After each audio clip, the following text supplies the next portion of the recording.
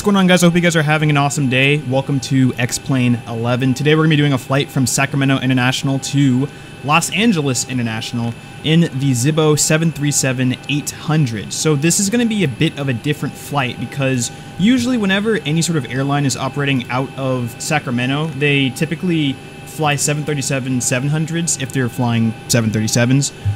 But I actually did a little bit of research, and it turns out that United Airlines occasionally operates their 737-800s out of Sacramento to Los Angeles occasionally. So this isn't a completely fictional flight. It is something that definitely does exist in real life. So it is going to be a bit bumpy going into Los Angeles because we do have a bit of winter weather that is waiting for us, but it should make for an interesting approach. But anyway, let's go ahead and get this baby backed up, fired up, and ready to go. All right, looks like the doors and hatches are closed and we're ready to connect. Go ahead and hit that parking brake when you're ready. All right, let's go ahead and hit the parking brake. Here comes the pushback. Light them up. All right, here we go. Flaps 5. Start, turn on engine 1.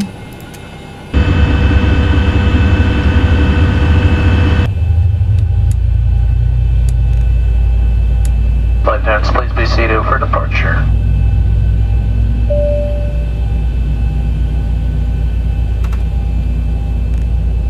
Okay, the cabin is secured. Have a good flight. So I'm still getting my flight simulator and everything set up, so I'm not completely used to all the add-ons and everything that I have access to, but the XP realistic options are something I definitely need to configure, because I'm pretty sure the 737 does not vibrate this much when you're starting up the engines. Alright, so both engines are started, and I think they're still trying to pull away from the plane, so I'm going to give them a little bit more time. And we're disconnected. Signal and pin on the left. Take it easy and have a safe flight. There we go. Alright, let's get it rolling.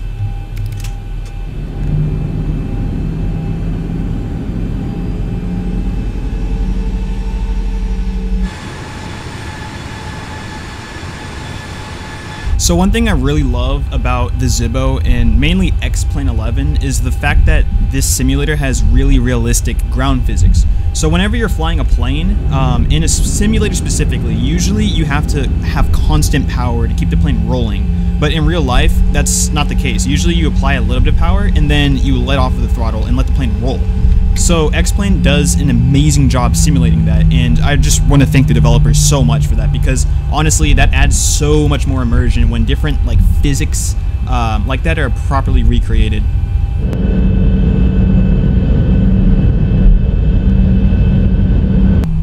Alright, I'm going to go ahead and switch from the APU generator to the normal generators. And then I'm going to go ahead and shut off the APU because we do not need it. So I always mess up the setting, and if you mess up the setting in real life, you kill every single person on the plane. So I gotta make sure that I have the bleed options set properly. I believe this is the configuration I'm supposed to have. I think. I hope it's the right one. I really hope it is. If not, we'll find out pretty soon.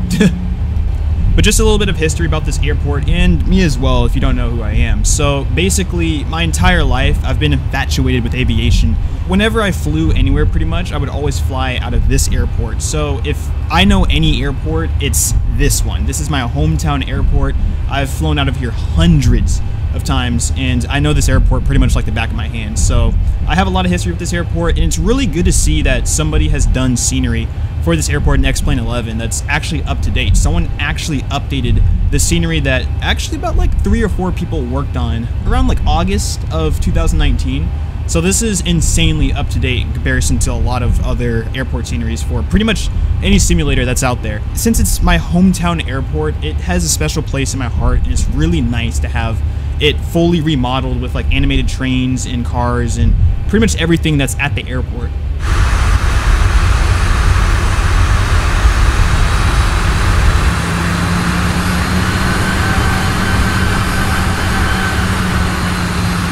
And since I am trying to get everything installed in X-Plane, I don't have the traffic fully set up. So since the traffic I have installed right now is a tiny bit buggy, it doesn't work too well with this current airport. I'm gonna have to do a little bit of tinkering and modding, but we shouldn't have any sort of traffic right now that we have to deal with. But we will have traffic at LAX. plenty of it, just like in real life, which I am definitely looking forward to. Because it's really cool to see traffic in a simulator, and I've never really had a computer capable of loading in traffic into a simulator until now. So I should be able to load in however many planes the sim can throw at me. So I'm really looking forward to seeing how that works. But anyway, let's go ahead and taxi onto the runway and get our butts out of Sacramento.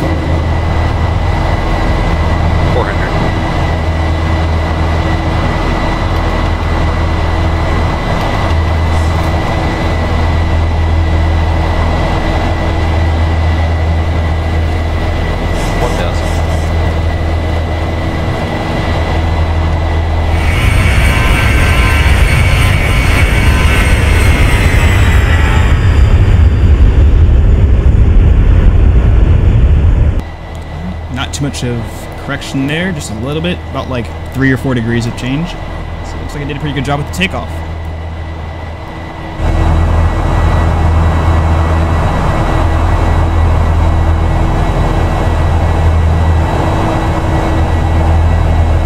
So one quick thing I want to point out before we climb up to our cruising altitude is some features that have been added to the Zibo 737 recently. So on this display right here, there's this additional option or set of options you have for, you know, the configuration you have on this display. So initially, when the Zibo was released, we didn't have 2 features, and those 2 features were, first off, this. Basically, it lets you know where the plane's going on its vertical axis. So you can see its rate of climb and pretty much where it's going. And if you're low enough, you can also see the ground and any sort of terrain that you might encounter or have to avoid. So this definitely lets you fine-tune your approach and glide slope, which allows you to have way more precision approaches than you could by, I guess, guessing or using ILS or any sort of instruments. But when it comes to hand flying, this really helps you. And same with the little curvature thing here as well. I don't know what it's called specifically, but basically it tells you where the plane is gonna go as you turn it, so you can fine-tune turns and basically fly with more precision when you're flying the plane by hand.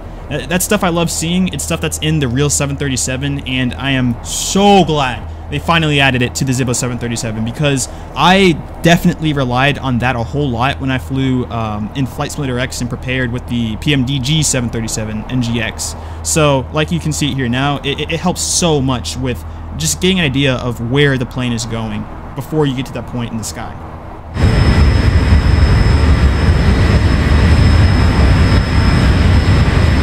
So one thing I'm really interested in doing in the future, and honestly that really depends on how well these videos do, because I don't really have much of an incentive to do flight sims anymore, because I don't really fly IRL currently. I don't have money to do it. It's super expensive. But one thing I just really want to do is get into full-on procedure flying. Like I follow the rule book pretty much. I use VATSIM. I talk to real controllers, and you know, I follow and obey the rules of actual airspaces, because right now all I'm doing is creating routes and kind of just flying with the autopilot and then landing the plane by hand. That's kind of what I'm doing. I'm trying to add traffic, trying to add more realism, more immersive factors, but you know, I'm really interested in doing that. So if you guys want to see something like that, let me know. And if there's anything I do wrong, or you guys feel there's something I should do that would add to the realism or the immersive factors of the video itself, let me know in the comments. I'm really curious to see, you know, how I can improve and how I can make the experience so much better for you guys, because I've gotten hundreds, honestly at this point like thousands of comments in just flight simulator videos that you know, highlight how a lot of people can't fly flight simulators to this level because they don't have the computer to do it.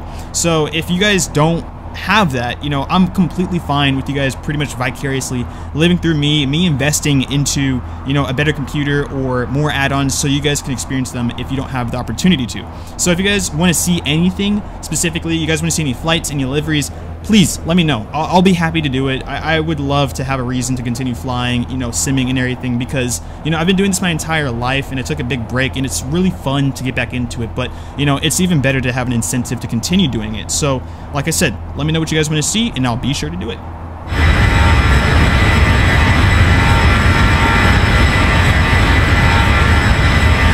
So currently right now we're flying a little bit east, even though we're supposed to be headed south. This is part of the plan, but right now we can actually see South Lake Tahoe, which is a nearby lake to me. This is technically the second deepest lake in the United States. You can actually fit the entire Sears Tower inside of the lake with the antennas, and you would not be able to see it. That's how deep that lake is. It's really crazy. And it's really beautiful too. It's really nice, and you can apparently drink the water there. Apparently the water there is safe to drink. I don't advise it. I've tried it. It tastes amazing, but hey, you know, you can do what you want to your life, but it's an amazing place. I really love going there, and I also love seeing it from the sky whenever I fly over this area of California in real life or, you know, in sim. It always looks nice.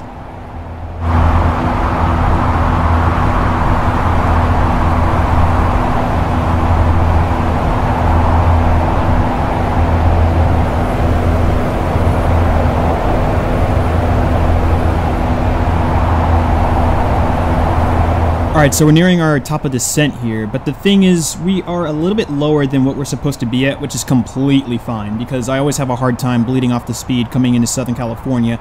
But there was a bit of a glitch, because whenever I hit near the top of my descent, I paused the plane, and I paused the simulation, and for some weird reason, when I came back to the simulation, I unpaused it. It literally killed all of my airspeed, and the plane started falling out of the sky. So we lost about 3,000 feet or 2,000 feet. And, you know, we didn't lose the plane, but we're safe, and we got a little bit of an early descent going, which I'm completely okay with. So it shouldn't really affect the flight or anything. The plane is still intact, no damage, no nothing, so we're still good to go. So one thing I noticed I've never seen before when flying myself is there's two different flight levels here. So you have the primary one, which is the flight level 290, which is the one that I've, you know, been prepared for. But the thing is, it has two different ones. It has flight level 290 and then flight level 260. So those two numbers are basically 29,000 feet and 26,000 feet. And I don't know why it has two, but when I look closer here, it looks like there's a gap in between where this altitude is, I guess. So it looks like I don't have to hit these numbers exactly. I guess I just have to hit in between. I've never seen this before. I didn't know the 737 had this feature, or I've just never noticed it. Usually it's just a normal, just one flight level 290, and that's it. I've never noticed this before. But I might have been programming the FMC wrong, or like I said in the past, the Zibbo 737 was, you know, missing some features when it came down to the displays, and who knows, maybe the PMDG didn't have this, but I never set up the FMC completely with the PMDG's NGX, so that could also be the reason why I'm seeing this for the first time here, but hey, I'm completely fine with that. More data is good with me. Alright, so it says for the waypoint we're trying to hit right here that I'm supposed to be at around 280 knots. I'm going to go ahead and drop my airspeed to 240 because it usually takes some time to drop down to whatever airspeed I'm trying to shoot for. So just so we're safe, I'm going to make sure that we have the proper airspeed for each individual waypoint we end up hitting up. You know what I'm going to do? I'm actually going to drop the altitude down to a lower level so I don't have to continuously step down every single time we hit our altitude that we're supposed to be at for each individual waypoint.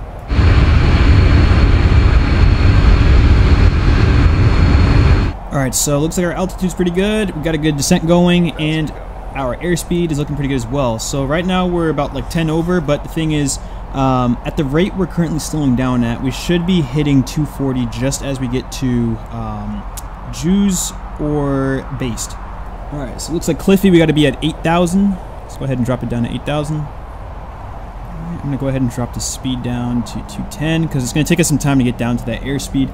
I'm also prepping for the Dodger. I have no idea how to pronounce that. Once again, the Dodger waypoint where our altitude needs to be at 6,000. Alright, Alright, so we got a little bit of traffic that we're going to be working around. So this blue little plane right here, this little F-18 is me. I don't know why it says I'm an F-18, but these are all the planes that are going to be operating while we're trying to land here. So hopefully everything works out pretty good. Alright, so all I have to do is just keep my altitude because the airspeed and altitude for Dodger is the same as Gatto, so I don't really need to make any sort of adjustments, so I can just sit here and relax until I get to the next waypoint.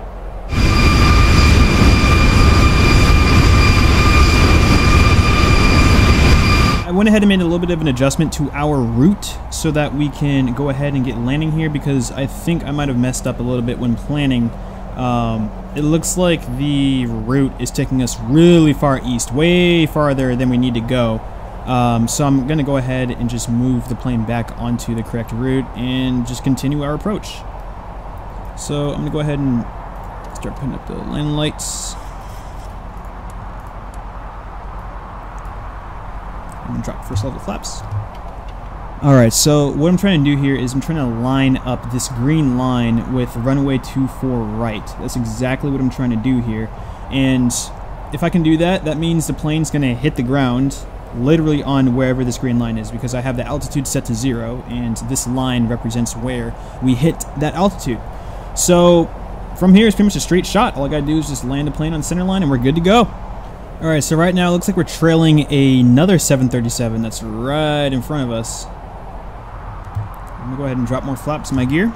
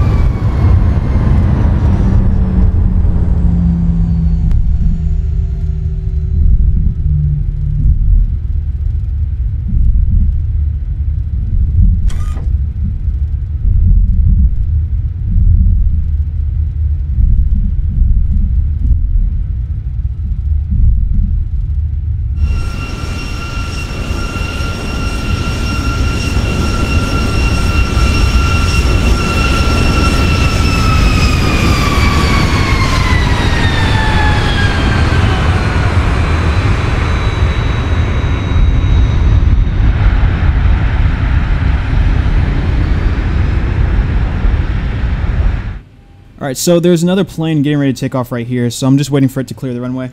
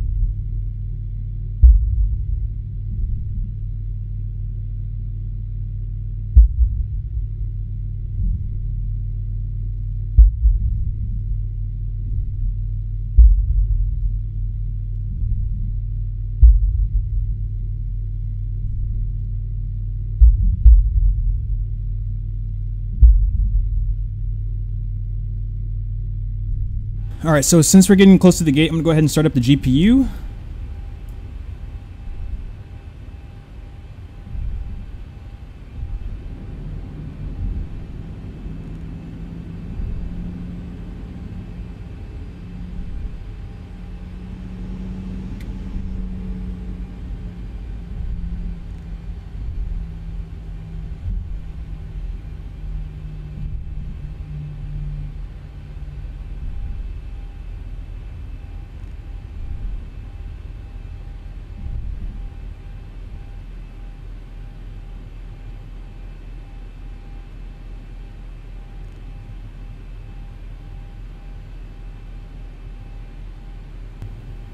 All right, there we go. All right, let's go ahead and shut the plane down.